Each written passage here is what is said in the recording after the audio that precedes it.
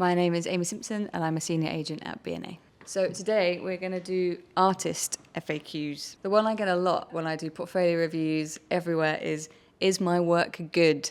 Which is such a funny question, and I will never answer that directly. I'm never going to say yes or no. The whole point of when I talk to students or young people or people without agents is, well, where do you want to go? And I can give you advice on how to get there. So when you're a freelancer, generally speaking, if you're a one-person band, the really important things you need to have a sort of consistent style and technique with a varied subject matter up to a professional standard. If you have sort of differentiating styles, you can, as long as you clearly display that on your website or your socials, then you're fine. And it depends what you want to specialize in. You might love editorial, you might love, branding, you might be into immersive experiences, So it's just, once I know kind of where you're at, I can kind of help you. Look at other people's work out there. How good is their work? What clients are they getting? Does your work look like theirs, The word good is very subjective because there's a place for everyone. You can have a very niche expertise and you can clean up in that field, and that's yours, and there's nothing wrong with that. So yeah, good doesn't really work. It's more kind of, where do you want to go?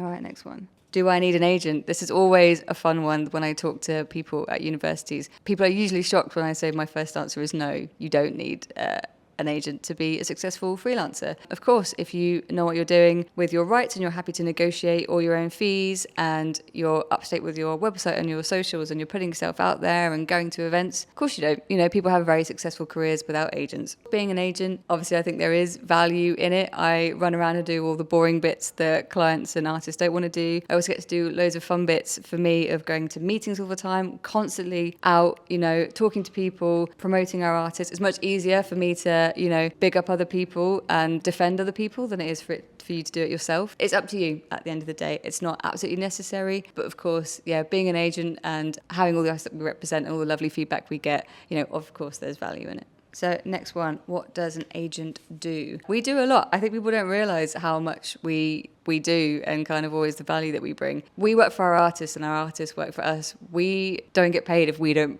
bring jobs in as well. So it is completely our incentive to be pushing for our artists all the time, marketing them, getting them out there, meeting as many people as possible, driving, having that driving force to bring work in. So yeah, we are constantly doing outreach, mailers, meetings, finding these little opportunity spotting moments. If we meet a client and we get a little whisper of something else, how do we get to that stage, or who do I talk to make that happen?